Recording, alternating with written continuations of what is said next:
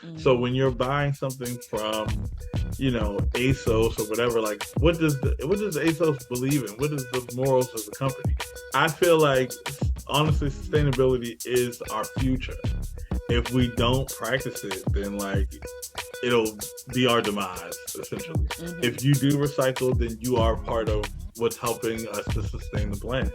If Mm-hmm. you don't, then you're part of the problem. And just like with clothing, like I just think that a lot of people don't put as much thought into where we get our clothes, where our clothes come from, what brands we should be supporting, what those brands support, those kind of things. I feel like anywhere where you're putting your money, you should be thinking about where that money is actually going Yes. beyond, hand to hand. You know what I mean? Welcome to the Friends in Beauty podcast, a safe space for ambitious beauty industry creatives to have real talk, get authentic answers, and practical tools to grow their businesses. Join me every week as me and my special guest reveal the keys to longevity and success in the beauty industry, from the ups and downs of their journey to the nitty gritty of their struggles and triumphs. We're spilling the tea on it all, and most importantly, having fun while doing it. You ready? Hey, what's up? It's your best friend in beauty here, Aquia Robinson. Welcome back to another episode of the Friends in Beauty podcast. I am so happy to have you here, and I hope you're listening to this episode in high spirits and in good health. Mm. Now, on today's episode of the Friends in Beauty podcast, I welcome Rich Rocket, who is a self-proclaimed entrepreneur because Mm-hmm. he does a whole lot of things, y'all. We're going to get into it. And he's also the creative director of Vintage Thrivals, which is a clothing company that celebrates the creativity of the 80s, the freshness of the 90s, and the coolness of today through Okay. taking sustainably sourced clothing and turning it into one of one wearable art pieces. So welcome to the Friends of Beauty podcast, Rich Ooh, Rocket. thank you for having me. I'm so excited to be here, and thank you for doing your homework. Yes, thank you. Does that We sound love that. about right about what you do? Hmm. A little bit, because we're gonna get Yeah, into I it, mean, because you do a lot. definitely the peak of the iceberg. I love it. I love it. Hmm. Well, before we get into all the juicy stuff that you do, we're going to start off with some icebreakers, have a little fun. The Friends of Beauty audience can get to know you a little bit outside of what Let's you do do, professionally. it. So, first one, just give us three random facts about you. Three random facts are I love animals, like love animals. I'm one of those like weird dog people who will like talk to a person's dog before I talk to them. Definitely one of those people. Uh-huh. And when I was like a kid, we always had like dogs in the house, but I always also had a bunch of other pets. So I was like a Uh-huh. bird kid for a while. I was a guinea pig kid for a while. Never Wow. like reptiles or anything like that, but I just love animals. Uh-huh. Another random fact is my house, my apartment, is kind of like a retro museum Uh-huh. kind of. So if you walk in, like the first thing you'll probably notice is like I have like these walls of records, and then I have like another wall like just tons of VHS tapes that I still watch. Like I don't have like a regular smart TV. I have like a TV with the big back and the VCR built in. So like my apartment's kind of like this like ode to all things old. And I guess the last fact would be um I'm a middle child. Maybe that Okay. explains a lot of my personality, but I'm a middle child. So that's my third thing. Okay. You got brothers and sisters, I both. have two brothers, one older and one younger. Wow. Hmm. So all boys. Hmm. Wow. And I love the whole VHS tape bit, because I already know my nieces and nephews have no idea what that is. If they see a CD, they're gonna be like, What is that? "Yeah, what is that?" So I still have VHSs. I'm pretty sure I still have like Lion King on Oh, you VHS, gotta have the classics. all the And you classics. gotta have at least one orange one Nickelodeon one. Yeah, Yes. because all their tapes used to be orange. Yes. I love, oh, you taking it way back. Hmm. Nostalgia. I And I have Good Burger and the Rugrats movies. All the like Rugrats in Paris, uh, Rugrats the movie, and then it was Rugrats meet the Wild Thornberries or something like that. the Wild Thornberries. Oh Yeah, my gosh. I used to watch that show. I that's one of the shows where I feel like it used to watch me. I couldn't really tell you too much about the show, but I know that I used to like. know about it. Yeah. But if somebody was to quiz me right now, I couldn't tell you anything. I totally forgot about it. That's interesting. Way before SpongeBob and all that stuff. Oh, for sure. Wow. Okay. Do you travel? You like to travel? I do, and this year, thankfully, I've been able to travel a lot more because of the things that I've been doing. But I love to travel, specifically to warm places. I'm not really crazy about going anywhere where it's cold. Mm-hmm. If I could choose, I would live where there was never a winter. I know that's right. That's how I Yeah, feel about here. I'm like, I've experienced all the four seasons all my life. I know what to expect. I want something that's just warm year round. yeah, just But all the like, time. what's a state or country that you would never want to go back to? Never want to go back to. Hmm. Uh, I will say I didn't really love Chicago. Okay. Now, I didn't really do a lot while I was there. It was part of like a creative tour that I kind of was like figuring out my way around. So I did go there and I like did some networking and like some shoots and stuff with some people. But I don't know. There's just some cities that like agree with you, and Hmm. there's some cities that just don't. And Yeah. Chicago, to me, just it didn't agree with Okay. me. Okay. I've Yeah. only been there once, so I can't really. And I was only there for like 2 days for a friend's graduation, so I didn't really get to see much. But Hmm. okay. No Yeah. shade to the people from Chicago. Yeah. I Don't be mean, trying to fight us. yeah, I'm about to say, please don't, because they will.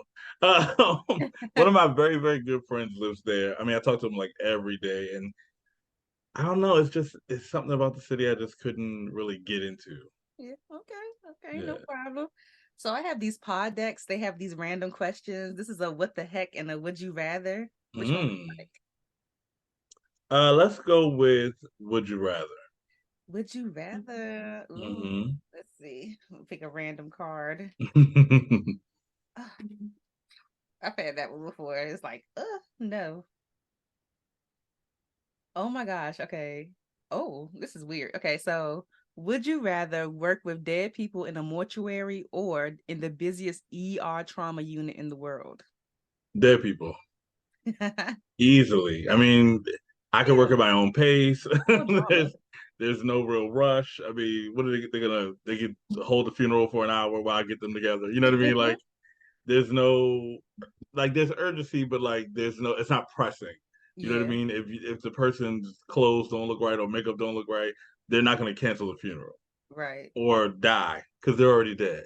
So that kind of alleviates a lot of the pressure. I'm gonna go with that No drama. The most you like is one. a little body jerk or somebody sitting up, maybe. Mm-hmm. I actually have a friend on Instagram. Her name is the Hair Mistress, and Mhm. she used to do makeup for a mortuary, and she would like post about it a lot. And she was like, it was one of her favorite jobs she ever I'm had. trying to find somebody to get on the podcast to talk about that I'm gonna because send you her Instagram. please, because I've seen like a couple of makeup artists that I follow that have done it for like family members Mm-hmm. or clients. And I'm like, that's one thing. Don't if you one of my clients, look, I'm not doing your makeup when you die. Well, you So did. I have to But what if it's their dying wish, though? Like, I want you to beat me one more time. girl, no. It's a no. No, it's a hard though. Like I don't Oh, no.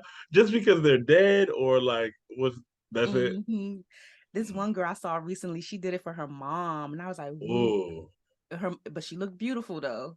So that's the yeah. thing about And it. she Like probably did it because she knew that she could get it what it needed to be. You she know what I did the mean? damn thing. I was like, she better than me because my mother already know. I ain't get somebody else to do it. Very much so. Big time. Big time. Oh Yeah. my god, what do people always tell you that you're good at aside from what you do, like all the things that you do professionally? A lot of people usually take note of how I guess like adaptable I am. Mm-hmm. Like a lot of times, like I feel like I'm thrown into a lot of crazy situations, and Yeah. instead of like letting the situation like make me crazy, I try to or tend to out crazy the crazy. You know what I Okay. mean? Or find the balance.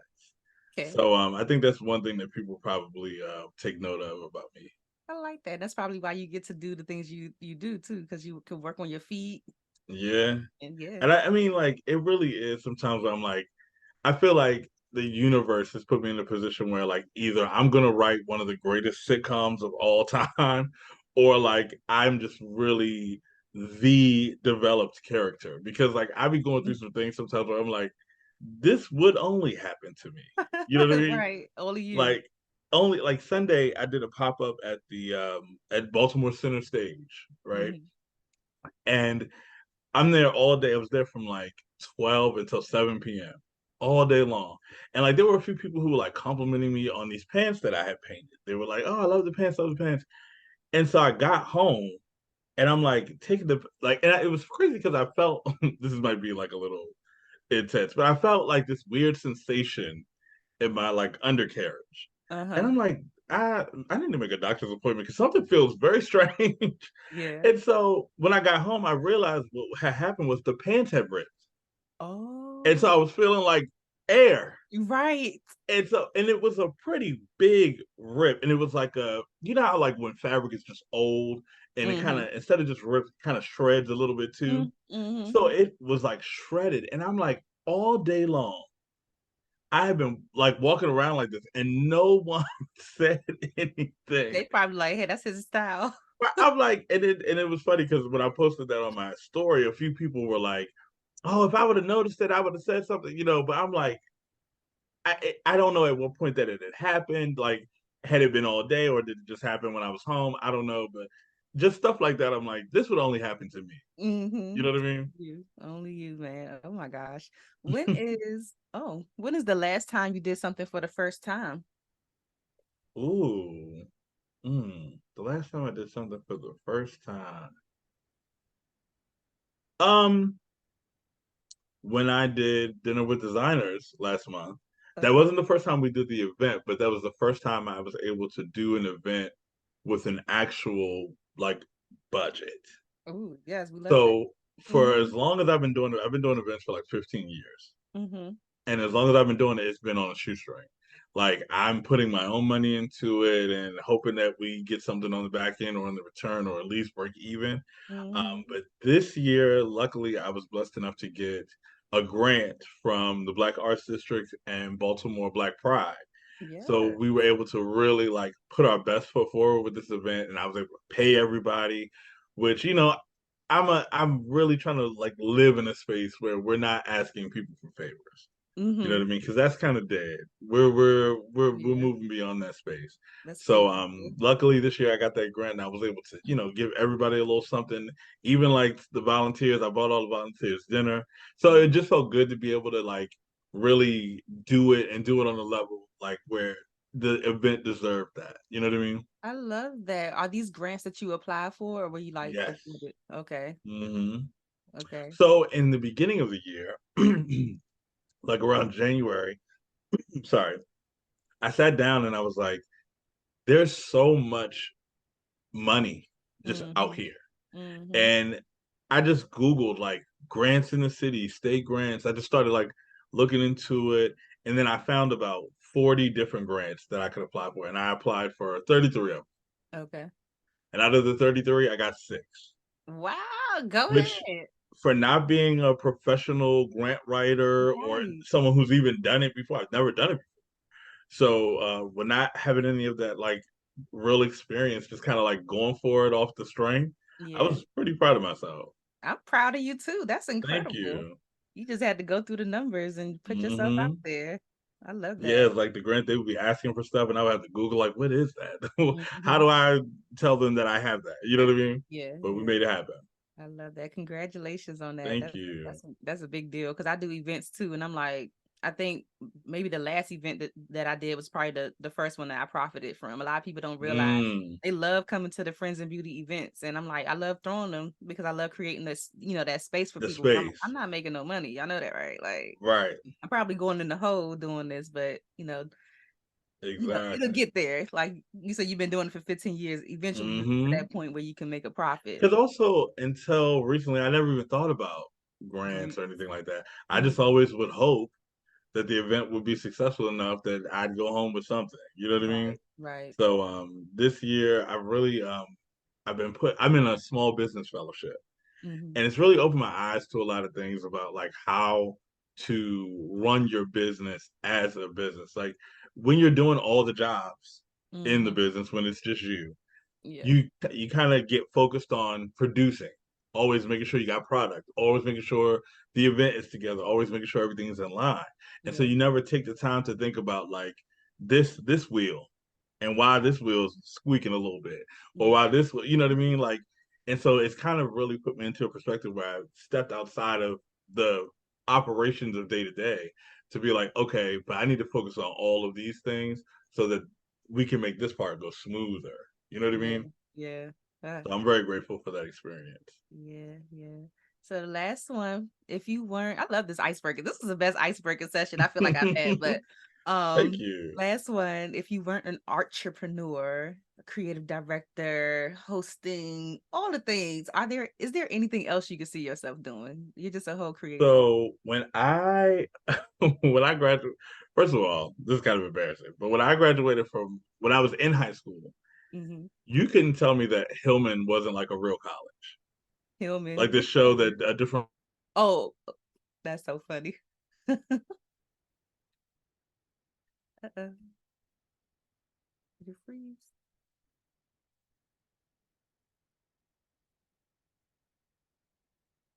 Can you see me? world is based on. Are we good Okay. now? Okay, You can I hear think me? we're good. Yeah. I was like, what Okay. happened? That's yeah, that's good. um, but yeah, when I was in high school, I was also obsessed with Vibe magazine.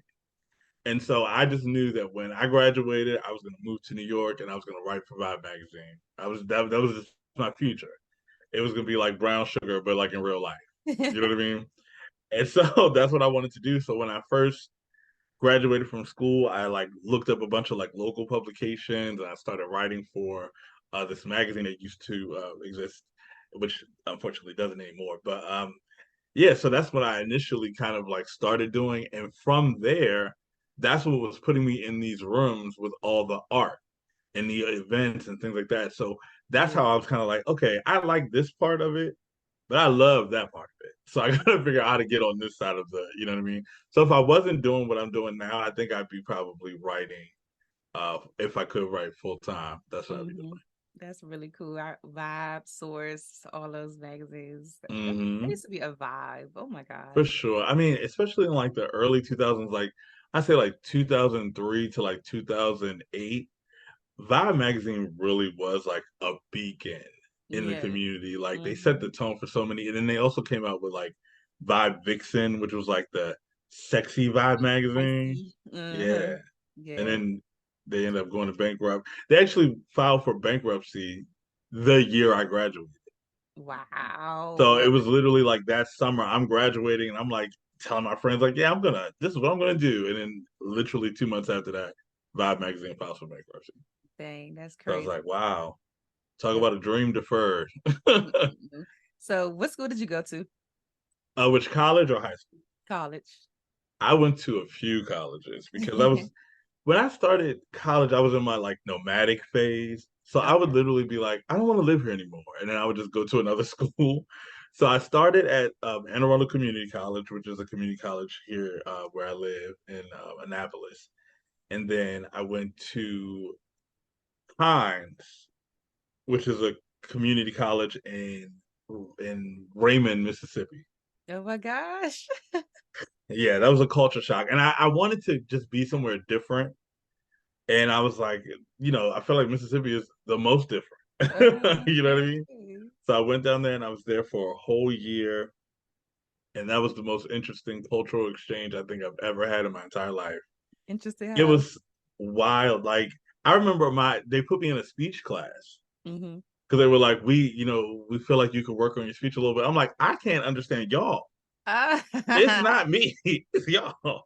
But they put me in a speech class, and then I remember on campus they would call me the Wire because because are you from Baltimore? because I lived in Baltimore, so they would call me the Wire. I was like, this is really crazy. If y'all knew anybody else from Baltimore, I'm the furthest thing from the Wire. But yeah, they used to call me the Wire, and it was being down there was really like being in like a. Do you remember the group D4L, the rap group It sounds familiar. that Yeah. sung the song Laffy Taffy? Yes. Say that, love you, Yeah, it was like being stuck in one of their music videos for a whole year. Oh no, the fashion. Every Yeah, the fashion, that like any type of trend or anything, we would experience it like up here months before it would get down there. Mm-hmm. So like at the time, people were really into like guys were like dyeing their hair like red and blue. And up here, it had been happening like for at least 2 summers, and down there it had like just hit. So I remember we had came back from like spring break or something, and everybody on campus had their hair dyed, and I was like, "This is sick." I'm Oh like, my we have gosh. been doing this for so long, y'all are just like catching on to it. It was crazy. It's like they're in stuck in the time warp or something. Yeah. You just don't. And then after that, I went to Jackson Waters in Florida, Mm-hmm. which I literally was there for 1 week. We went there, and first, me and my best friend decided to go there together. Mm-hmm. So we both registered, and they were like, "Come on down. We got you a dorm and everything, and we'll get your schedule of classes when you get here." Yeah. So we packed up all our stuff, drove down there, and we get there, and we're in line, this line for registration for an entire day. Mm. I'm like, this is something out of a BET movie. Like the Uh, fact that we literally got there in line 8 a.m. and was in line until 4 p.m. and that's never talked to a counselor, nothing. mm. Then the next day, so we ended up just getting a hotel. The next day we come back and like maybe around 11 o'clock, they're like, so all of our classes are currently full. You got to be kidding. So we're like, so what does that mean?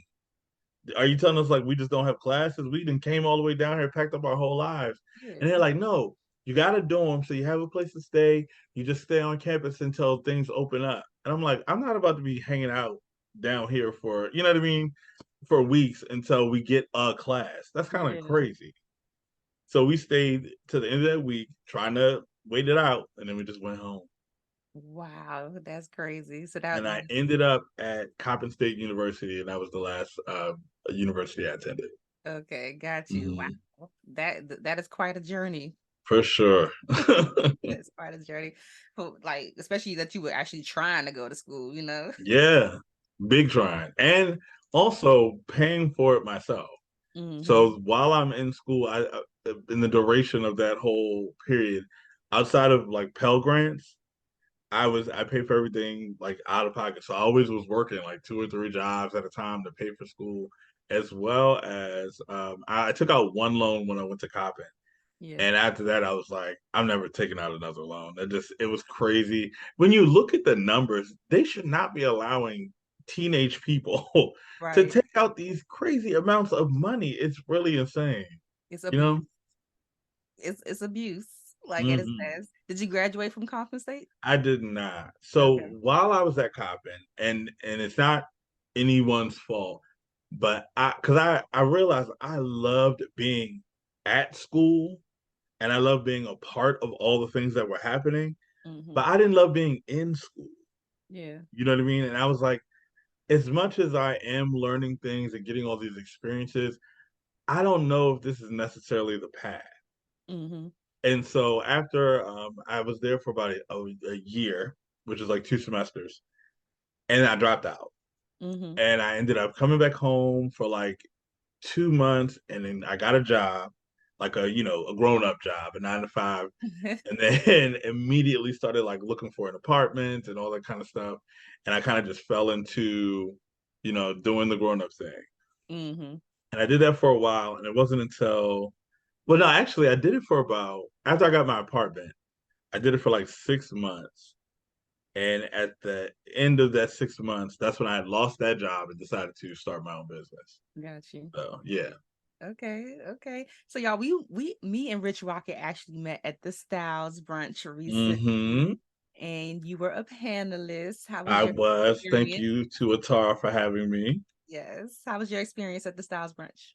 It was amazing. I'm grateful to one be invited into that space because it was, you know, very empowering for the women. It was like big lady energy in there, like you know Mhm. what I mean. And so it was, one to be the only one of the only men in the room was like kind of daunting. I was like, oof, I've never been in that situation before. Uh-huh. But also just to see the joy, like those a lot of times when you either go to events or throw events, like a lot of times people are just there kind of figuring it out, or they're there to support a person. But all those women in the room were there for each other. You know what I Mm-hmm. mean? And that energy was like palpable. You could like feel it on your skin. And Yeah. I mean, I really hats off to Atara for creating that because that it was an electric space. It really It was. was. It was so beautiful. And then like all of the colors, like Hmm. the vibrant colors, it was just just a visually like Yeah, beautiful to it see as really well. like it tied it all together for I had a sure. good time. That was my first time like stepping into doing kind of like correspondent type of stuff. So Hmm. thank you, Atara, for, trusting me with that as well. Hmm. But yeah, I totally enjoyed the styles much. And your outfit, I was even like pleasantly surprised to see you because even though she opened it up to, everybody, but Hmm. like you said, you were still like one of the few men, that Yeah, I was think there there. was So to literally see you one other there, than the DJ. There was yeah. like one other guy there, Yeah, so like to and see he. you there, and with the ladies, it was Mm, it was crazy. But I'm again very grateful to be able to be in that space yeah. because that's an experience I think everyone should be able to experience it. You know what I Mm, mean? for sure. So I was Mm. like, damn, we gotta wait till 2025. Like, I what is know this when she about? posted that, I was like, that must be a typo. I thought so too, but I was like, okay, is this a every other year thing? Cause Right, because I'm like, this should be annual. People should be able to experience I'm this, saying, once a year. Because I can see people being like, I'm gonna start working on my fit for next year. right. Because that's kind of how I would be with like Afropunk. Like as soon as I Uh-huh. would leave, I'm already planning out what I'm wearing next year and Mm-hmm. planning my year around going to this one event. And I can see people doing that with the Styles Brunch. Yeah, totally, totally. If she gives us Mhm. the theme ahead of time, like it's gonna be people will come harder next year For with the sure, fits, with the fits. for sure. Speaking of Afropunk, tell me about your experience hosting Afropunk Brooklyn this year. It was insane. On one hand, it was like this is one of the biggest like gigs of my entire life. But on the other hand, it just felt like I was going to work.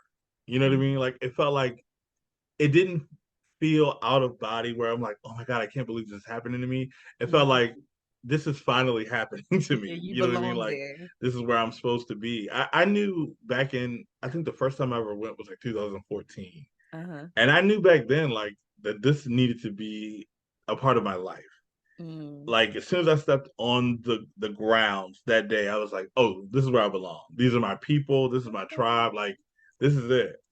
And so it was just a matter of me trying to figure it out. Like, where do I fit? How do I get into it? You know what I mean? And Mm-hmm. so I was going every year. And then I even went to Atlanta once because they Okay. do Atlanta, they do Brazil, Never been to Paris. Afropunk before. Yeah, they do it. I will say this, if you've never been, go to Brooklyn first. Okay. Brooklyn is the mecca of Brooklyn's where it started. Okay. Brooklyn has like the heart of it. And Mm-hmm. regardless of like how much it changes and whatever, Brooklyn will always be like the pinnacle Okay. where the light shines from is Brooklyn. Okay. Atlanta is fun, but Atlanta is like the Atlanta version of what it originally was. So it is different. You know what I Okay. mean? Like culturally, because it's catered to Yeah. like that crowd. Exactly. So I definitely say if you've never been, go to Brooklyn first, and then if you decide like I want to go check out Atlanta, see the Atlanta version, you know what I mean? Yeah. But definitely go to Brooklyn first. I mean, it's just now they also just this year was the first year they moved it from the Commodore Berry Park where it had been since 2014. Okay. So this year was a lot of changes. Mm-hmm. Um, but I mean, like I will never forget like that first year, I saw almost every single one of my favorite artists in one place. Yeah. Which, and I think the first year I only paid like $80 Mm-hmm. for the weekend ticket, and I'm like, that was just that part of the experience itself was unforgettable. Yeah. But then like everything else that was happening that weekend, like it changed my life. Yeah. And so being able to get to now experience it from the other side was also, life changing because it Yeah. just felt like affirming, like full Yeah. circle. Hey, I have a serious question for you. You trust me, right? Yes? I heard you say yes, right? You heard them say yes, right? Okay, listen. If you said yes and you have a product or service based business that you want to expose to a loyal and engaged audience, then consider letting me share your business here on the Friends of Beauty podcast. Studies have shown that podcast listeners tend to trust the host, making the advertising messages more authentic and credible. And my favorite part, which a lot of people don't know, is the longevity. Unlike traditional ads that have a limited lifespan and disappear after your budget has been exhausted, my podcast episodes are available indefinitely. This means that your ad will continue to reach new listeners long after the initial episode airs. And you already know my consistency is off the chain. I'm not going anywhere anytime soon. And as the Friends of Beauty podcast continues to grow, your brand will continue to reach a new audience. That's how it works here. So don't wait any longer. I want to expose your brand to my friends in beauty. All you have to do is click the link below with all of the details and we can make it happen. Anyways, let's go ahead and get back to the episode. You know what I Yeah. mean? So like where do you go mentally when you have to prepare for something like this? Like when you have to prepare to be in front of a crowd, to speak, or just to be on, period? Like how do you mentally prepare for that? Well, one, as I explained earlier, I'm a middle child, so we're perpetually on. Like, there's a part of us that is always on. You know what I Okay. mean? But I just, and not to say like everyone can possess this, but I do feel like there's a part of me that is just made for that. You know what Yeah. I mean? Yeah. So, like, when it's time for me to get ready for those kind of things. I do have some like rituals that I like slip into. Mm-hmm. So, and this one is probably kind of gross, but like the week of, if I'm doing like a big event or I'm preparing to get on stage, I won't like shave. I will shower a little less. Like I really go into like a caveman kind of state Uh-huh. until the day of the Get event. fresh. And then you kind of like wash it all off and you become this like new creature. You know what I Yeah. mean? I And like so that. that's like one of my little like rituals. I also like go super hard in the gym, like right before Mm-hmm. an event, so that when Mm-hmm. I'm stepping on stage, I just feel strong. You know Yeah. what I mean? Yeah. I also like will stay away from anything that will feel too influential. So like I won't watch like anything that's like a stand-up comedy or anything like that, or listen to certain kinds of music because I wouldn't want that to influence what I bring to the stage to Yeah. make sure that I'm always being Rich Rocket Yeah. versus like Rich Rocket, but I just watched the Cat Williams special, so now those jokes are sliding. You know what I mean, or whatever. I just try to make sure that I'm being free and clear during Mm. that time. I like that. I like that. I feel like a lot of times if I have to deliver like a speech, so like the other day I got invited to like a panel Mm-hmm. and I didn't find out until that day. I had a feeling, but I didn't find out for sure until that day that they were going to actually have us speak like individually and like give a Mm. nugget. So I'm like, Mm. what do I, for me, I have to go into like a meditative state and like really just calm Find it. myself and be like, what do the people need to hear? Like, Mm-hmm. I don't want to like repeat myself and talk about things. So I love talking about networking. So I could easily give them like a networking gym or something. But I'm like, what do the people need to hear? So I'll go into like a meditation and just like let something like come up to me and then like Mm-hmm. expand on that. So Okay. I'm still trying to find my little flow, but I would love to know because Afropunk is a big deal. So what are some of the things in your opinion that you did leading up to Afropunk for them to even say we want Rich Rocket to come and host this? Well, I campaign. Okay. So I try to do it the regular way. Put Mm-hmm. together my press kits and I would search their website for like an email address and I would like I even scanned my audience to be like, hey, does anyone know anybody that's in on Afropunk or Mm-hmm. knows a person that works down the street from the office or something like just Yeah. to get me on the floor. And I tried that for like months to no avail. Mm. And any email I could find, I could send a press kit or whatever, but I was getting nothing back.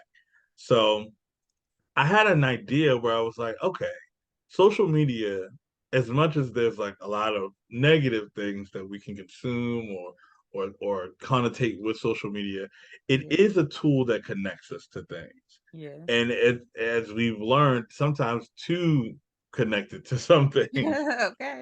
But we can use it to do that.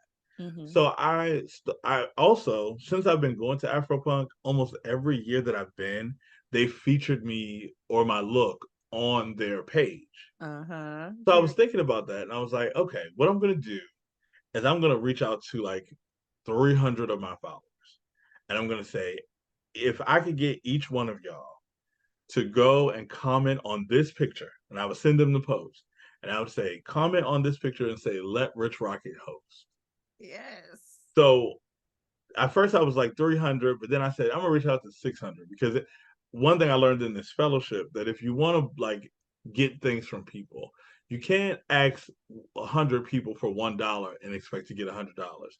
You have Right. to ask 200 people for $1 and then you'll get $100. You know what I Yeah. mean?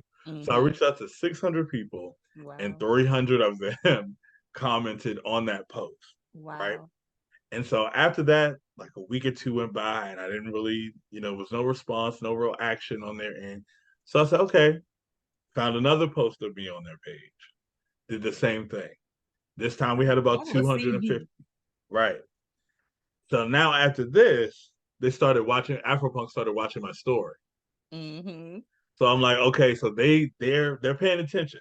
And it wasn't just like one time, it was like every like 3 or 4 days, they're coming through the story and see what's going on. So then it was about the time they were about to drop the official like lineup for who was performing. Uh-huh. So when they dropped the lineup, I sent that post to everybody and I said, this time don't say let Rich Rocket host. Just go on that post and say, but who is the host? Who's hosting? Is it So Rich that we're Rocket? not like being repetitive. It's showing that Yeah. we're like having some ingenuity in the approach. And Yeah. so after that, 2 weeks went by and people were literally like messaging me like because people are invested at this point. So Right. they're like, what's going on? Have you heard from them? Are you reaching out to them? What did they say? And I'm like literally laying low because I'm like, I really asked thousands of people to do this thing and I haven't heard anything. There's been Yeah. no response or anything other than them watching my story. And so literally I was sitting at my desk. I got three messages. One was like somebody being like, what's going on with Afropunk? Did you ever hear back from Afropunk? And then the last message was from Afropunk. I love this type And of story. they were like, Rich, we hear you loud and clear. Like, let's start the conversation. So we I started the emails, and the emails turned into contracts, and then boom, boom, boom, and it was good to go. I absolutely love this story because what I'm hearing from this, like you're my type of guy because Thank you. I am very persistent in that way as well. Like, especially if it's something I really want, number one. And number two, Mhm. I'm persistent in that way when someone tells me like reach out to me or like follow up. They told me to do it, so I'm gonna keep on doing it. But Right, exactly. what I love about this is like how you utilize your network, how you reached out, you didn't hear anything, you kept going. 'Cause I'm like, Hmm. literally, somebody would have to be like, "Girl, stop!" Like, we seen the 600 people Right, comment, "We don't want you." Like, right. It's not somebody would have to be you. like direct for me to be like, maybe I might try Right. again Let me later. chill out a little bit. But what I'm realizing with a lot of people is like a lot of people are just scared. Like a lot of people, I don't know if it's like a foundational thing because I have a Mm, friend that told me recently like the way that she grew up, she didn't really grow up being able to ask for help or being able to mm. ask for certain things, but a lot of people are afraid to just ask people for help. Like, Yeah. where does And that I come mean, from? people are afraid to ask for anything in Mhm. general. Yeah. Like one big thing that we've been talking about a lot in the fellowship that I'm in is it's some people's job to because and this goes back to like grants and stuff, but it's some people's job to literally give out money. It's their job. Mm. Hmm. But we're still scared to like apply or ask or reach out because it's like a stigmatism with that. We feel Yeah. like if we're asking for money it's like us saying we need help and we don't want to ever appear that we need help. But the Hmm. truth is, if you need help, you need help. Yeah. You know what I mean? Or if you want to get to a different space, you have to figure out what's the motive or the locomotion that's going to get you there. Yeah. And for me, it was like in the beginning of this year, again, I really said this was going to be a year of change for everything, like the clothing company, for the personal brand. I was going to make changes because I feel like, like I said before, I've been at this for like 15 years. Yeah. And there's no reason why I still should be doing the same kind of gigs and the Hmm. same kind of working in the same place and the same price points and things like that. Like this was the year I was like, things are going to change. Elevation. You know what I mean? Elevation. Yeah. And so, I was just like, I'm gonna ask for the big things. I'm gonna do because I've earned it. You know what I Mm-hmm. mean? And it's time.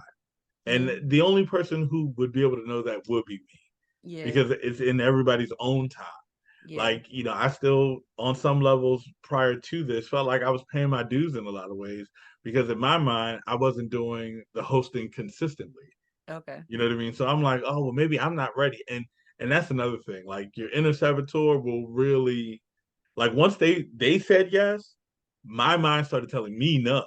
Right. Imposter syndrome. Yes. So there were times where I was like, we were like a week away, and I was literally like, what am I gonna get up there and say? I'll be doing the same You know what thing. I mean? Like, what am I actually gonna get on this stage to say to these people? What am I gonna do? What am I gonna wear? I don't, you know what I'm saying? I don't know what I'm doing. They really chose me. Like, okay. Right. But that was the thing that brought me back. Cause I'm like, Mhm. Like, I yes, don't they have, chose you though. and that's the thing. I'm like, I don't have all these followers. I'm not on Instagram shucking and jiving and dancing and being funny and putting on wigs and whatever else. You know what I mean? Why would they choose me? But then I Hmm. had to realize that they did. You know what I mean? They chose me. Let me And ask you so, something too. Just off of mm, the fact that you say I'm not on Instagram, doing dances and wigs and all that stuff.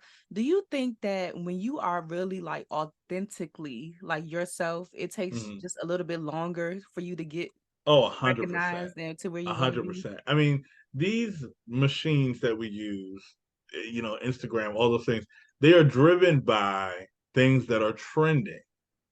So Mm-hmm. if you're a person that's not on a wave of trend, if you're not always going to be, because once you kind of commit to that, you have to commit to that. Yeah. You know what I mean? So like, I never want, and it's funny because like I used to do this character with my friend. We called them Connie and Francis, and Uh-huh. we would put on these wigs, and we would just do it in front of our friends. It wasn't Yeah. something that we were. I think we have maybe one recording of it, but we used to just do it. It was Connie and Francis were these women who like their whole lives were about luxury, but they were dirt poor. They dressed raggedy. You know what I Uh-huh. mean? Their wigs were shabby, but everything they did was like luxurious to them. Yeah. And so and but they just had this warped very like idea of luxury. So like we would do these rants where we'd be like, you know what's luxury? When you haven't seen your children for 4 days, that's luxury. You know what I mean? Like we would say like stupid stuff like that. And I remember when we did post it one time, people were like, "Oh my God, this is funny. Like you should do this, keep doing this." And I'm like, "No." This is not what it's Yeah, I don't for. want to get locked into doing this character because I would hate to, 10 years from now still be having to do Connie and Francis forever. You know what I Right. mean? Right. When that's literally like this much of what I actually can do. Yeah. Because imagine like somebody like Martin and how many people still come up to him and his day to day doing Shanae. Right. Right. You know what I mean? Like that, I just didn't want to get locked into something like that. So I Okay. made that decision a long time ago that I'm just going to present Rich Rocket. There's variations of that, certain communities will appreciate, Mm-hmm. but I'm never going to lean too far into one thing, regardless of how trendy it is or how popular that thing might have been. I'm going to present the overall at all times. Yeah, and I just think that's really important for people to realize because I do know there are a lot of people who have been grinding for a long time. They're starting to really question themselves like, do people see me? I know I used to feel that way. Like, Yeah. do y'all really like I'd be like, these people sleeping on me. I'd be like, Mm, do they see me? no, But people 100%. always be telling me like it's just going to take a little bit more time because I'm not out here doing because okay, this is how I feel. I don't know how my friends in beauty feel, but this is very transparent, y'all. Like very, very transparent. My friends know, but I feel Hmm. like because I'm a makeup artist, but I feel like because I don't have a certain look, there's a look that a lot of successful people that are in the industry have where it's the weave and it's Right, a right, certain right, type right. of makeup and stuff like that. I don't even I'm nowhere near that.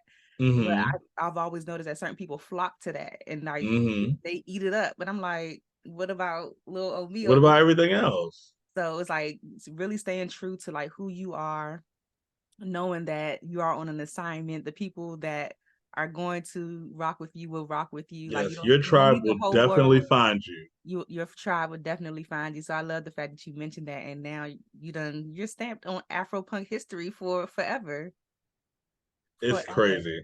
Yeah, forever. So, I mean, I remember as I'm like we're wrapping up the last night, hmm and because they first of all, I didn't think one, I thought they were just gonna give me like a small stage off the side because there's usually multiple stages. uh-huh. So I thought they were just gonna give me like a little small stage and just let me rock for like a few hours on Saturday or something. I remember getting on the call and then being like, "No, you're the host, the main stage host for both days." For Afropunk. For both days. So I was like, "Oh my God." Like that changed the game for me. And then I remember on the last day, I was like, I have to do something to commemorate this, like that this happened. I was You know about what I to ask mean? how you celebrated. So against the rules, which is kind of very punk of me to do, but Uh-huh. like, I was about to announce Tiana Taylor. She was our closer. Okay. And they told me, like they were doing all this setup backstage, and it was like so crazy. And they were like, just go out there and announce her, whatever, whatever. But I was like, I would be remiss if I didn't take just 30 seconds to like tell people the story. You know what I Uh-huh. mean? So when I went out there, I was like, it's been a full circle moment for me to be, down there, and now I'm up here. And I was like, and y'all, I need y'all to record. I'm gonna record a video so we can show this to my mom because she doesn't think I have a real job. So I need y'all to say like, go off Rich Rocket so my mom knows that I'm at work and this is my real job and this is what Yeah. I'm doing. And so they all said it on the video, and it was just like this magic little my little piece to take away. Yeah. So I'm like, yeah, I sometimes will just sit here and just watch that video just to be Yeah. like, that really happened to me. You know what I Yeah. I mean? love that. I love that. Did you celebrate in any kind of way afterwards? Like decompress and Well, acknowledge I that it happened? I came home and I just didn't move for like 3 days, which was Mm-hmm. like amazing. I just needed because also again, when you're like the whole business, anytime you're still, I don't know about you, but I'm always thinking of something that I need to be doing. So I never had any like real moments of just stillness. Yeah. And so I purposely gave myself, even though I didn't do a lot for 3 days, I gave myself one day of just like actual stillness. Like I turned my brain off, I turned my Mm-hmm. phone off. I just watched like all the Harry Potters in order and ordered like really bad food and just Yep. laid on the couch. And it was like, it was so just nice to Yeah. change the pace. You know what I mean? Yeah, I love that. What do you Yeah. think about proof of concept as well? Because as a lot of people as well, they want to do things like host Afropunk or just step into different arenas. And I Hmm. was just talking to somebody about proof of concept. I'm imagining that when you were tagging or having people tag Afropunk, that you already had some things on your page for them to see that you were capable, Oh yeah. doing Yeah. this. Fully to me, like me and my good friend were just talking about this yesterday. Because I feel like in some ways, social media has changed so much in the last 2 years, much less 5 years. Yeah. But it definitely isn't like fun like it used to be. Like Instagram used to be fun. And Mm-hmm. now it's kind of like this other beast. You know what I mean? And so you have to develop your own relationship with it for it to work for you. So Mm-hmm. for me, I curate my Instagram to literally be a living portfolio. I Okay. want people to come there and be able to see in those last 9 posts that you're gonna see when you first get there. You should be able to tell like what I'm up to, what I have done, and what I'm doing.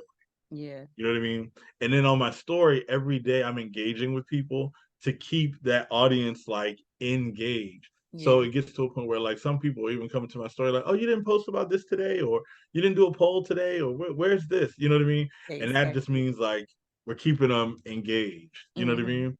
Yeah. So yeah, 100% for me, Instagram has become like a tool versus like something I'm just doom scrolling on Yeah. in the middle of the night. You know what I So mean? being intentional about, Instagram, your Hmm. social media journey. And Oh, it should tell people like not just what you've done, but where you're going. It should be kind of telling the story of what you got going on next. Like yeah. people should be able to, and we don't want to say that people should make assumptions, but they should be able to look at this and be like, okay, this person is a fit or they're not. You know what I Mm-hmm. mean? Mm-hmm. This is I'm just loving talking. I could talk to you all freaking day. I want to know about your journey to Art Basel. Is it Art Basel or Art Basel? Like, I really think it depends on who you're talking to, honestly, because I keep saying Basel, but every time I talk to different people, I hear it differently. I no one ever corrects me. I don't ever correct anybody else. So I think it's where you're from is how you say it. But Okay. so I actually met my friend Terrence like 2 years ago. Mm-hmm. I was at this bar and he was out on the balcony. And I remember I went out on the balcony to just get some air because it was like really stuffy. Mm-hmm. And he was sitting there, and I don't even remember how we started talking, but I had just come back from Miami, and I was talking, and he said something, and I was like, I really hate Miami. And I just went on this rant about how it's another one of those cities where I just don't feel like it agrees with me. Uh-huh. And so I'm going on this whole rant for maybe like 15 minutes. And then he just goes, "Oh, I live in Miami." Yeah.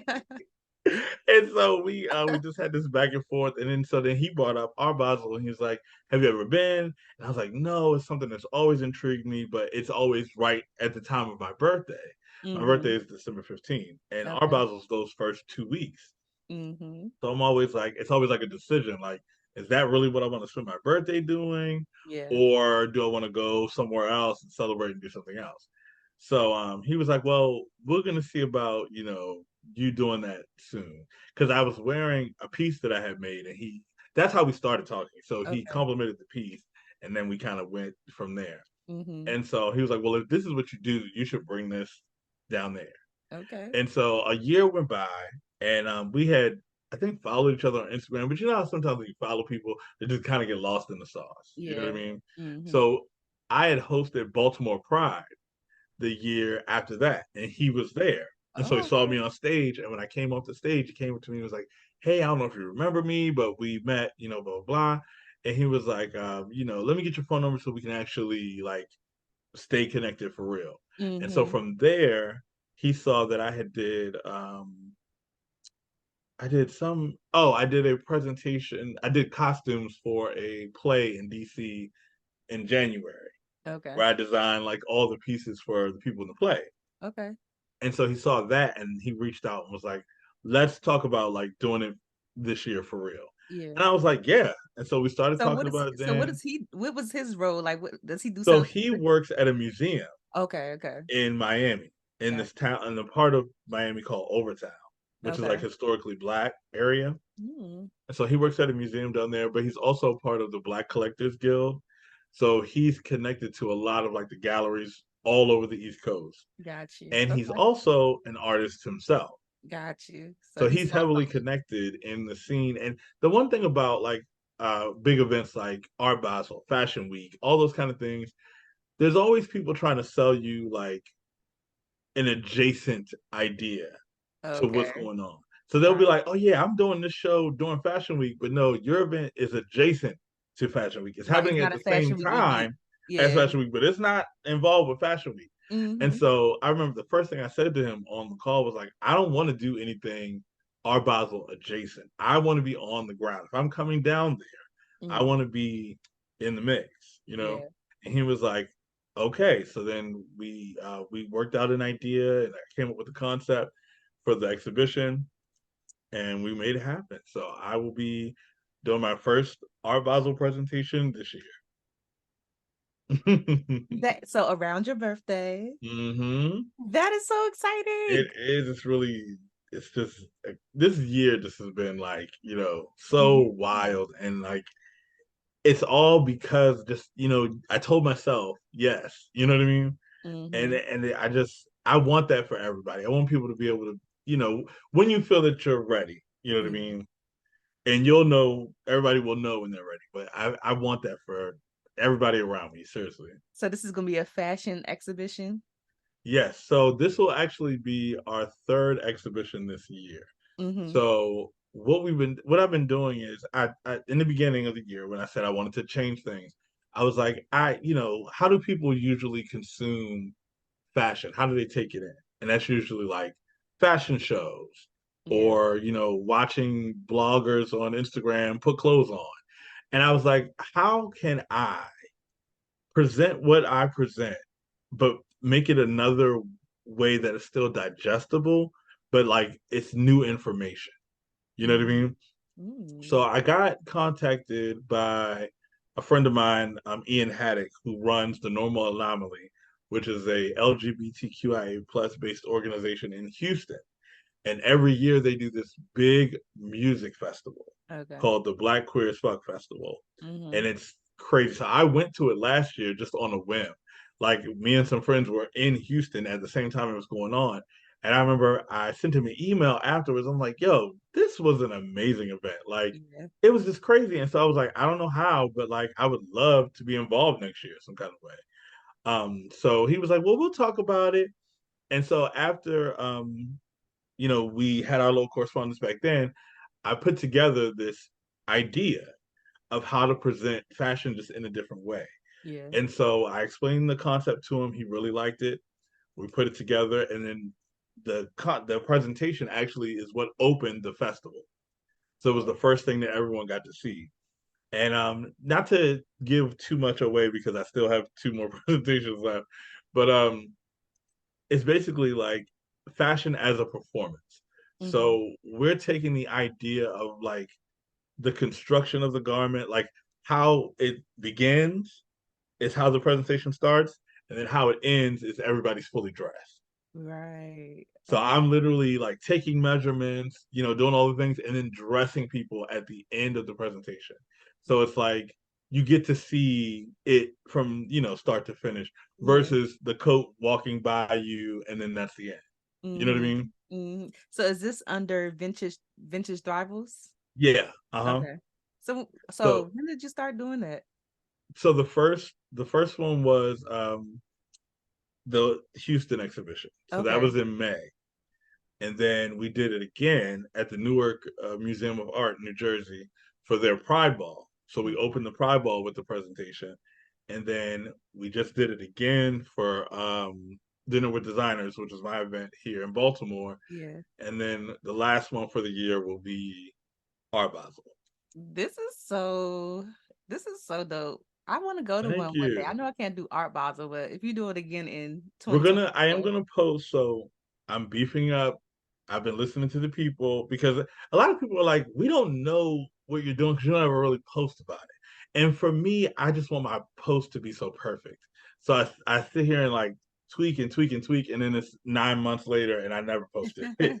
So I'm taking this week specifically to build out all the content from the summer, from everything, and I'm putting it all together. So I definitely will have at least two of the presentations on YouTube by the end of this. Well, one by the end of this week for sure, Good. but scheduled for to drop throughout the rest of the week. So from now until my birthday, I will actually be posting more consistently Yeah. with all the content because I have everything. I just need to take the time. You know what I mean? Yes. So So I'm when did taking the you time get this week to do it. yeah, when did you get into fashion and designing, styling and then vintage rivals? Vintage Thrivals was born because when I graduated from high school, I was about at my largest, I think it was like 420 pounds. Like I was a Mm-hmm. much larger person. And it never was that I wasn't happy with like myself. The biggest like leader for me to like lose weight was I hated buying clothes that just covered my body. Yeah. I was like, I'm an expressive person. I want to express myself through the way I dress. And at the time, like, plus size innovation wasn't really on the forefront. Like Mm-hmm. you literally all plus or big larger clothes were like in the back of the store and it was just kind of like the snickle fritz, like whatever was back there. You know what I mean? Yeah. Wasn't no going online and finding cool stuff. It was just like whatever you could find in the back of a rugged warehouse or Marshalls. You know what I Warehouse. mean? Like that's what you had to wear. Yeah. And so I just kind of got tired of that. So I started to lose weight, and also for health reasons. I wanted to be healthier.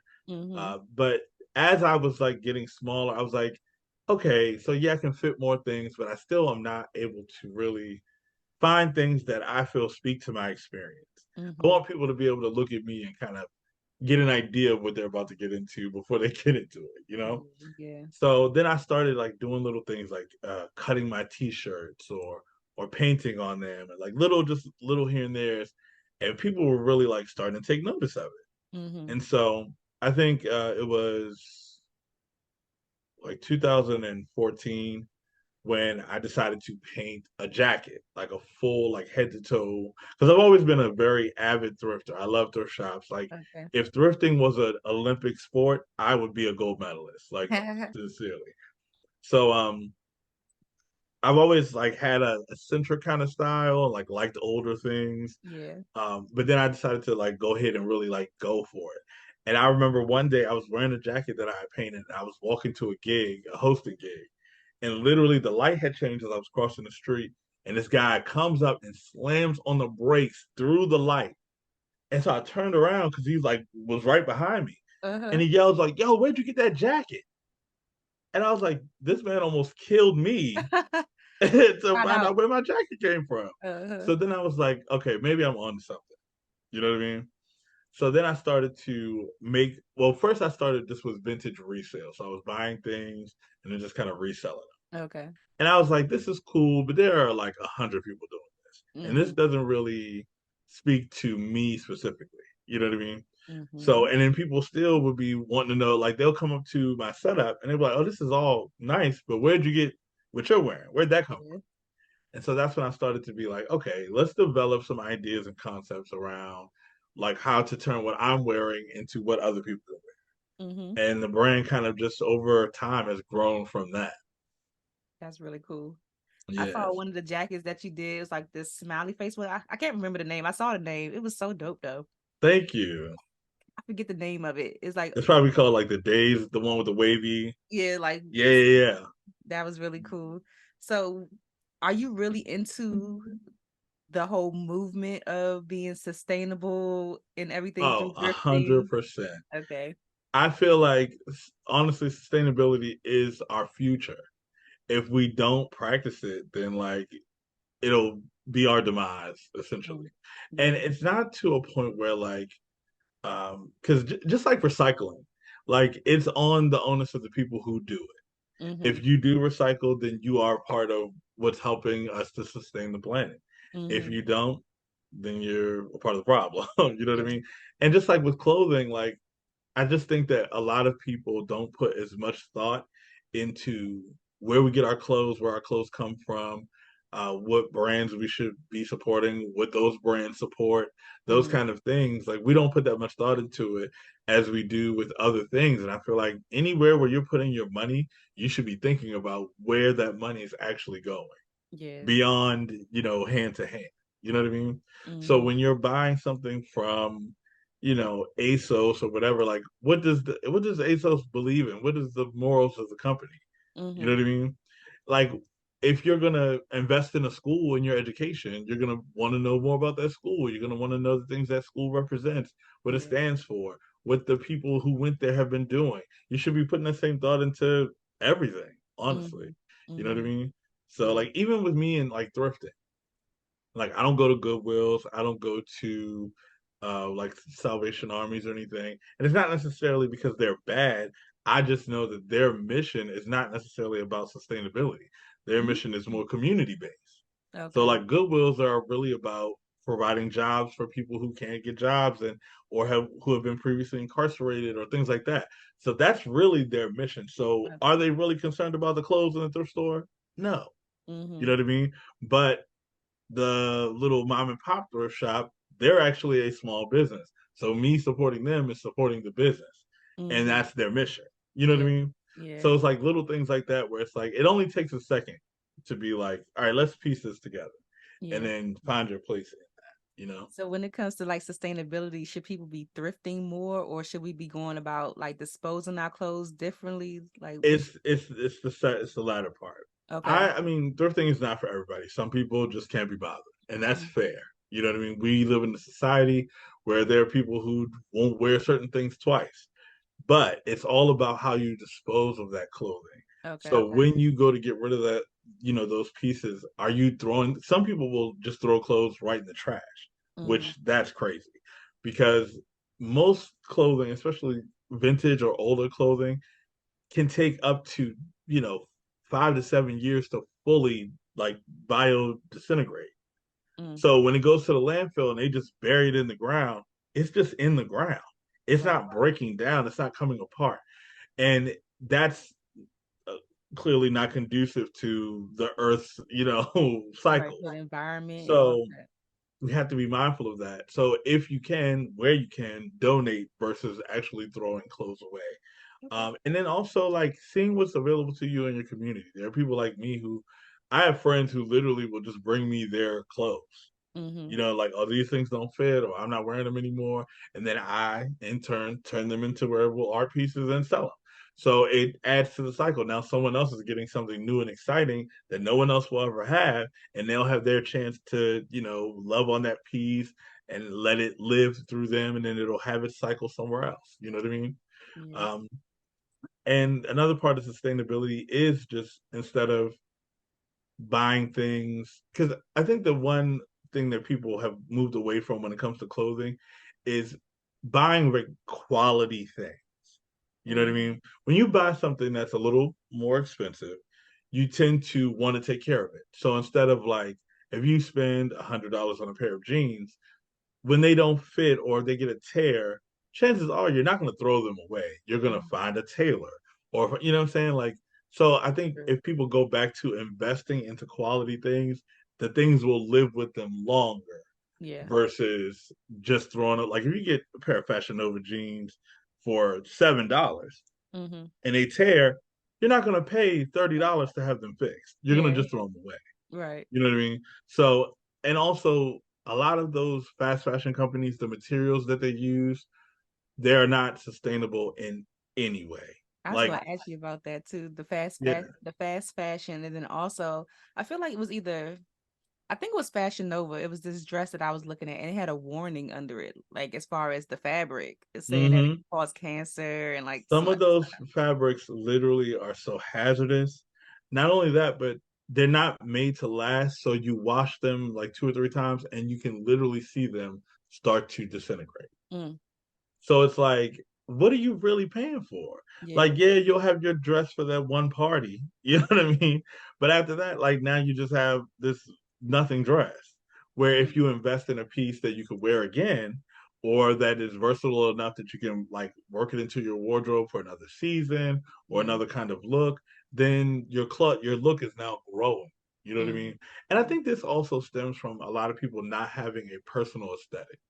You know what I mean? When people don't have an idea of the silhouettes they want to present or like how they want to show up, then they kind of just go for whatever is either very trendy or what's in front of them. yeah. So if you're consuming a lot of, IG baddies, then Okay. when you get ready to go somewhere, that's how you want to look.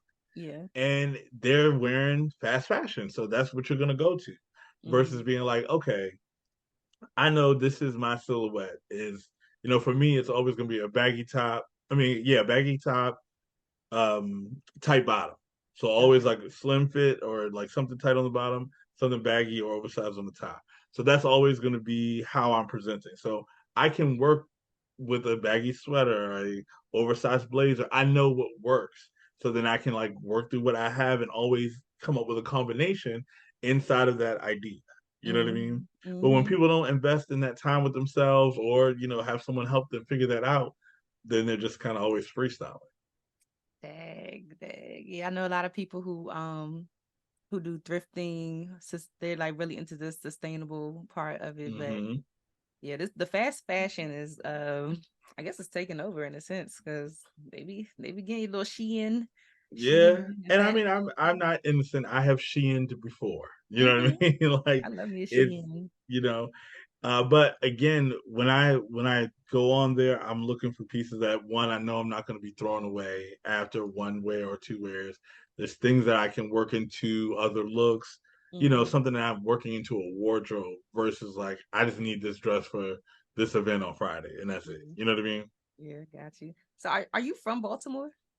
I'm from Annapolis, so I'm right Annapolis. outside the city.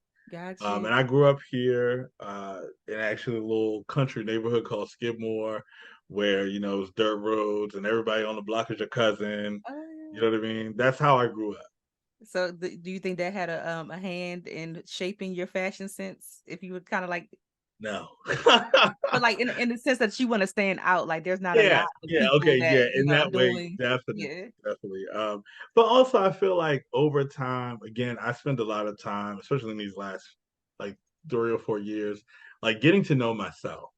You know what Mm-hmm. I mean? And I know that sounds very like cliche, but I feel like I really had to like sit down and be like, okay, how do I want to show up in the world? How do I want people to see me? Because I feel like once you take control of that narrative, then people can't define you outside of that narrative. So Mm-hmm. once you have it in your mind how you want to show up, how you're showing up, and that's in like not just how I look, but how I'm showing up for my friends, how I'm showing up for my family, how I'm showing up for the people around me. Like Yeah. once I had that idea of who I am in that sense, then I can really, when I show up, no one can negate what's happening. You know what I mean? Mm, Because I'm in control. yeah. So I really define my style also in that same energy because I was like, I need to figure that out for myself. Mm-hmm. Mm-hmm. I don't really know much about Annapolis. Like, I feel like I could probably count the amount of times I've gone to Annapolis. Yeah, I mean, well, we are the state's capital, contrary to a lot of people don't believe. The people think that like either Baltimore or like, DC is the capital, but Annapolis is the state capital. We have the government buildings, and we also have the Naval Academy, St. John's College, and every year we have like boat show, which is like this huge thing. Mm-hmm. Boat show takes over the city for like 2 weeks. It's crazy. And Wow. it's literally what it says, like people selling boats. But this is a big, like, water main city. So Yeah. people buy boats here and it's like a big thing. We have like a little downtown with bars and restaurants and stuff, and it's cute. Mm-hmm. If I didn't already live here, I wouldn't be dying to get here. You know what I Uh, mean? the last time I But came out there, I came to do the governor Westmore when he got elected. I don't know what it's called, the yeah. official term, but I had to do his male grooming for like his official picture that they Oh, put up nice. in the office or whatever. So I think Yeah. that was like the last time I was out there. It might have been this year or last year. Is his skin as like tight and perfect as it looks in real He life? has great skin. I mean, he looks like he puts it on every morning. Like gets up, takes it Hmm. out of a box, and like Very stretches it easy. onto his face. Yeah, he has amazing skin, like very easy to work with, and like just his presence too. Like when he walked in Hmm. the room, it was just like a light, like oh. Nice. Very nice I love that. presence and everything. Yeah, Yeah. super cool. Okay, Annapolis, period. Mm. So, this has been a great conversation. When you think about just your contribution to like the industry, to the world, or just with your art in general, do you know what kind of legacy that you want to leave? Even if it's I a just good hope, legacy. I just hope that there is at some point someone who sees what I've done and just is able to equate that there's space for them too. Hmm. That's my biggest hope is that like somebody will see all of my labor and be like, okay, I can do my wild dream, my thing that doesn't make sense to anybody else or Yeah. that I can't even fathom right now. I know that it's possible because this person has done these things. And Hmm. that's really what I want more than anything. Yes, and I could definitely see that and just the journey that you've been on. You said you've been doing this for 15 years. Do you feel like do you feel like this is your moment where things are starting to pop off, or was there a certain point in your It's career that you hard felt to say because I feel like your moment could feel like a moment for you, but it could not present as a moment. yeah, And then there's other times where, because like prime example, the Afropunk thing, everyone has been like, "What was that like? How did that feel?" But like for me, it just felt like I said, going to work. like yeah. So yes, I do recognize the magnitude of what that was, but I don't want to stay right there because I know that next year I want to host Essence. You know what I mean? So I know that that's not it. I know that's not that's it's a staple, but it's not the whole magazine. You know what I Yeah. mean? Yeah. How do you So feel? I don't know if I'll be able to recognize the moment. Yeah. And if things keep going right, there'll be many moments. You know what I mean? Yeah. When you do get stuff like Afropunk or the Pride Ball and Black Queer AF, all those things, and you feel like you're supposed to be there, like this is just work, like this is, I'm supposed to be here. How do you feel when people tell you congratulations? I have never really been one who's like easy to take compliments. Yeah. So even sometimes when people be like, "Oh, I really like your outfit," I'm like, "But why?" You know what I mean? What But do what? you like about it exactly? Hmm. So I'm learning to be able to like be present for that when people are complimenting me or saying things like that. And I get for people who are outside of the realm of like the type of work that I do, they see that as these milestones. But Yeah. again, for me, like it's work. I'm at work. I'm doing this is what I'm supposed to be doing. Mm-hmm. So I'm in a better space with like accepting compliments and receiving that. But also like to me, we're just getting to work. You know what I Yeah. mean? We're getting there. Yeah. I asked you that question about your moment, if you feel like it's popping off now, because I remember, I think it was 2019. I went to this conference with my bestie, Dayana, my bestie. Mm-hmm. So she dragged me to this conference in Atlanta, and Ronnie Brown was there. She's from this area. She's from DC, but she's like a brand specialist, coach, all these Mm-hmm. things. And she was speaking at the conference, and she said something basically to the effect of like it wasn't until like her 10th year in Mm-hmm. business where like because she had been consistent all that time, but it wasn't until Yeah. like her 10th year where things really started to pop off for her. And I was like, I think I was at like year 6 at that time. I Mm-hmm. was like, okay, I can wait.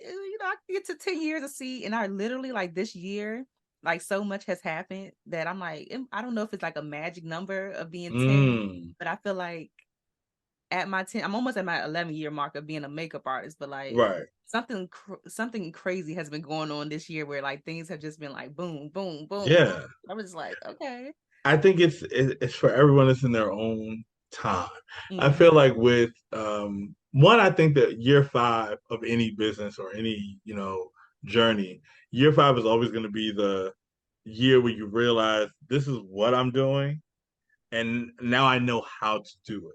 I think Yeah. those first years you're finding your voice in whatever you're doing. So like for you, it's probably developing the aesthetic as a makeup artist. Like, yeah, you can do this and yeah, you can do that, but this is your sweet spot. I Mm-hmm. think by year five, you have that down pat. You're able to do that with your Absolutely. eyes closed. Yeah. You know what I mean? And so for me, it was like similar to that. Year five with the hosting and the event planning and stuff, I was like, oh, I can throw together an open mic in 10 minutes. You know what I Mm-hmm. mean? Oh, Mm-hmm. I know how to, pack a room. I know how to do these things like that. Year 10, I really was like, okay, I'm good at this, but now I need other people to know. You know what I Yeah. mean? And I think that's kind of the space that you get in around then, because now you're not trying to make the gigs. Now you're securing the gigs outside of yourself. You Mm-hmm. know, and I Mm-hmm. think that for me at 15 years, like I said, now yeah, we're ready for big time. You know what I Yes, mean? We've that's been his doing here the we go. work, and it's time. Yes, I can't wait to see everything unfold. Is there anything else other than Art Basel that is coming up next for you that you can share?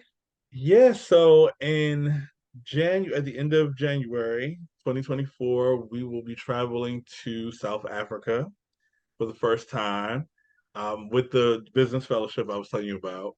And I'm Wow. very excited to introduce Vintage Thrivals to a whole nother country. That's so exciting. One of So my friends yeah. just came back from South Africa. She said that she had a great time. Oh yeah. It's like we've been hearing about it all year long, like in preparation of this trip. Like they've been telling us about it and how much of like a different, well, not, I won't say like different world, but like how things are just different there versus here. And Yeah. I can't wait. I'm already like I'm gonna start working on the outfits. Like as soon as I finish with the Art Basel presentation, every waking moment will be dedicating to what I'm going to wear in South Africa Yeah. because it'll be their summer as well. Wow. Do you So watch that show on Netflix with them South Africans? It's like young African young that's Richard famous. African or Yeah, something something. like that. Do you I watch that? haven't watched it, but I have been hearing about it a lot. I was just telling Dayana about it yesterday again because I watched that because she was like asking me about what series I watch. I was like, I think the last series I binged is that. Like they are so crazy, Mm. crazy down there. But hopefully you have a great time. What's the name of the fellowship that you're in? It's called the Brioxy Small Business Fellowship. So Okay. every year they pick a new city and build a cohort in that city. So Baltimore was one of the original cities, and they won't be some cities they will be revisiting, but Baltimore they won't be revisiting. So not only are we one of the first cohorts, but we're the only Baltimore cohort that will ever exist. So it really has bonded our group. It's 33 of us, and it's Okay. really like bonded us in a very special way. It's really like a family, and we have our virtual meetings every Wednesday. So I get to like see all my cousins every Yeah. Wednesday, Yeah. and we, help each other with business plans and everything. It's really a special. I'm very grateful to be a part of it. That's great. So at the end of the fellowship, like what do you hope to attain from it all? Well, one, I've already learned so much. Like I said, it helped me to kind of just see my business in a full scope outside of just like me producing all the time. Mm. It's really put me in a mindset to really truly understand what all the hats do and what everything needs to be done to have your business be telling the story of your business. And Mm-hmm. it also helped me to kind of define what my business's story is. I mean, I knew what I wanted to do when I first started this business, but I didn't know how to tell other people that. Yeah. And now I have the tools to be able to be like, this is our story, and this is how you can be a part of that story. You know Mm-hmm. what I mean? Yeah. Okay. I'm so excited for you. Like this is Thank you. it's up. It's up. I'm Thank you so so excited. much. Yes. Oh my God. Before I let you go, I have to ask you the Friends and Beauty rapid fire questions, which you will be phenomenal at. I can't wait to hear your Thank you. answers. If you need to elaborate, you can. Okay. So the first one is, what are the top three keys to your success so far? Being adaptable. I really lean into being charismatic. I think it's a superpower to honestly be as charismatic as I like to think that I am. And then lastly, and this is gonna sound, whatever, but I think being able to make people laugh is really like a power.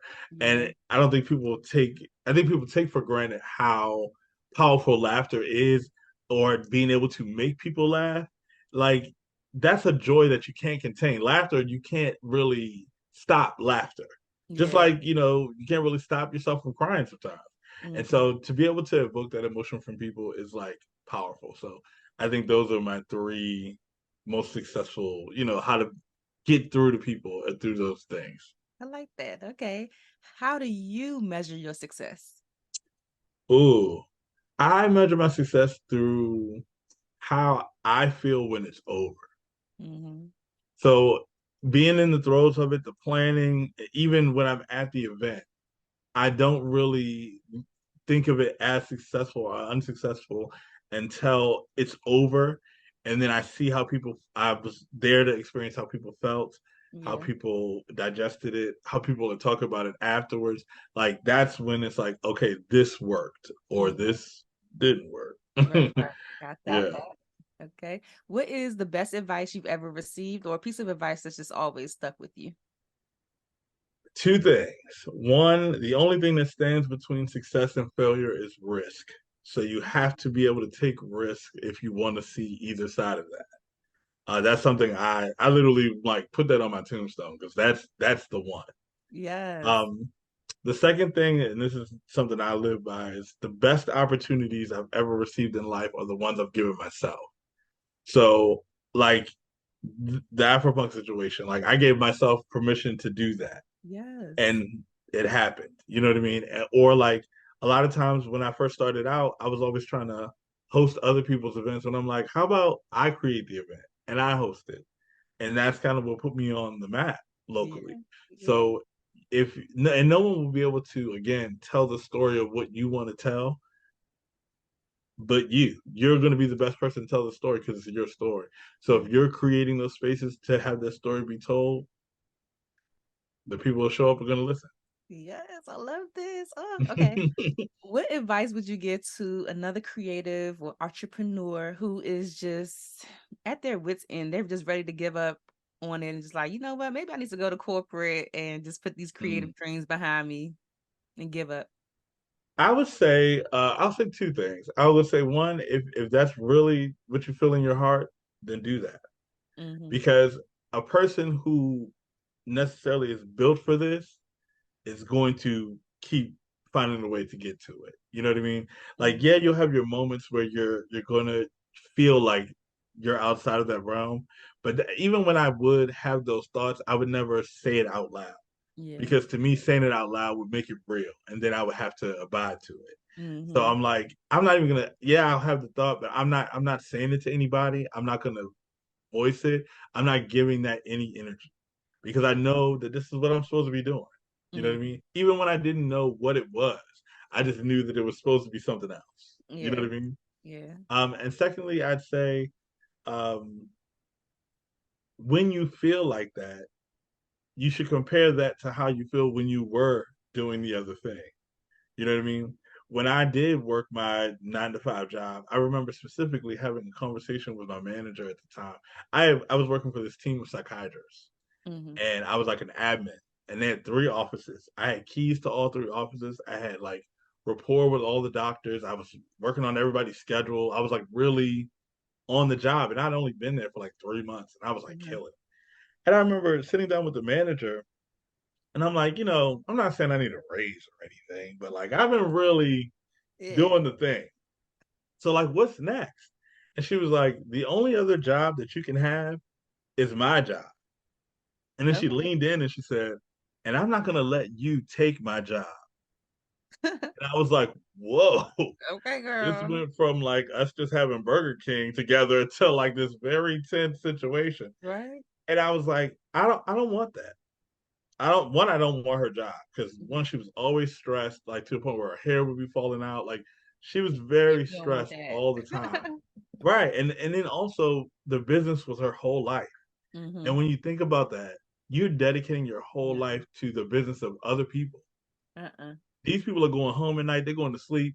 You are running their bit, you're keeping the lights on in this place.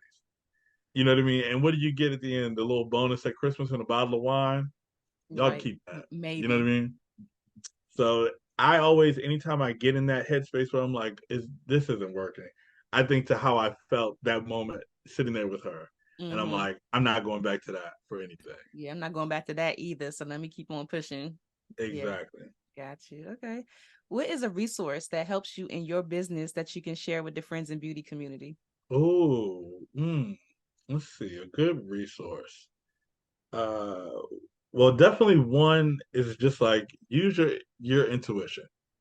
Trust the like the gut feeling. A lot of times, especially in the first 3 years of business, you want to say yes to everything. And I urge you to say yes to Mm-hmm. everything. Mm-hmm. Because in the first few years, you got to find your footing. You got to know what events work for you, what don't, what spaces you want to be in, what don't, which ways to present your product or your brand, and which ways to not.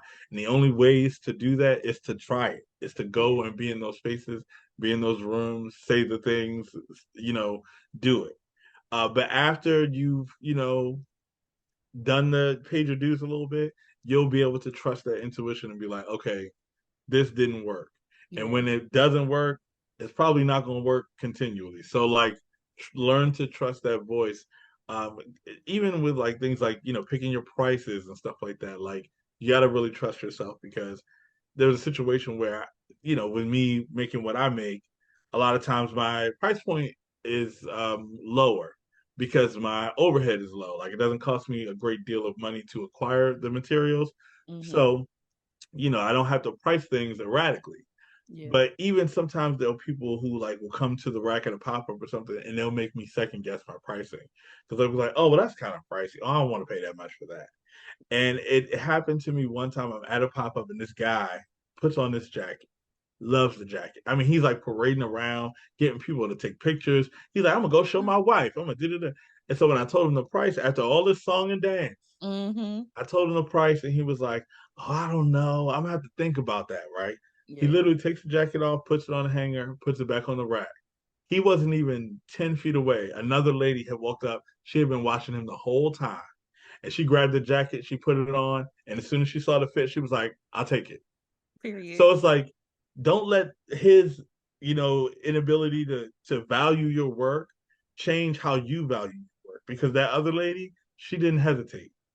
You know what I Mm-hmm. mean? I told her the price, she gave me her card, just like that. Right. So you got to really learn to trust your instinct and your intuition, but you have to build it first.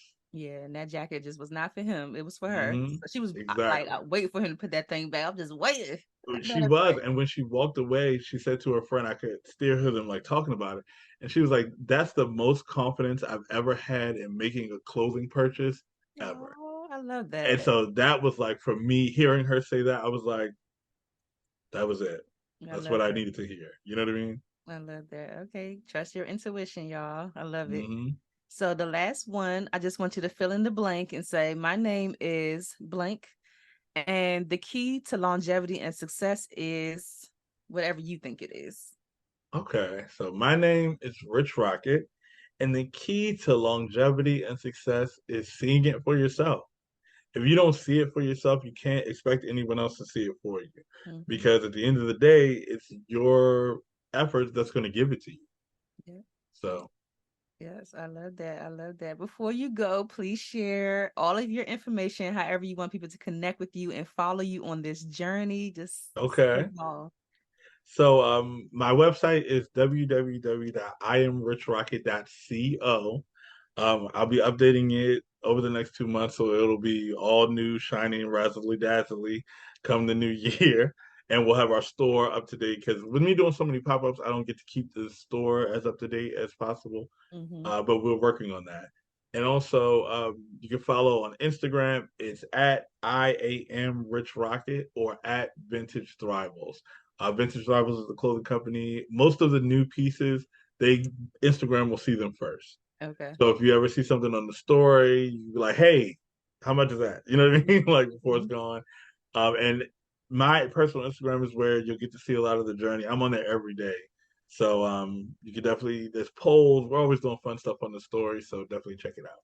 Yay. Thank you. This has been such a fulfilling conversation Oh, for thank me. you so much. I I appreciate you. absolutely just enjoyed you so much. We definitely have to link up in person in real Yes, for life sure. soon and chop it up. But thank you so much for sharing with us, sharing your journey. I'm really so excited for you. Like I'm about Thank to be you. glued and locked into what you're doing. This is so exciting for Thank me. you so much. You are so welcome. Yeah. Thanks for listening to the Friends in Beauty podcast. Don't forget, sharing is caring. If you enjoyed this episode, share it with another friend in beauty. Give it a thumbs up and subscribe, rate, and leave a 5-star review so that other friends in beauty can find the show. Plus, we'd love to hear your feedback. Connect with us on all social media platforms at Friends in Beauty, hashtag Friends in Beauty to join the conversation, and join our Friends in Beauty Facebook community to stay connected. Talk to you soon.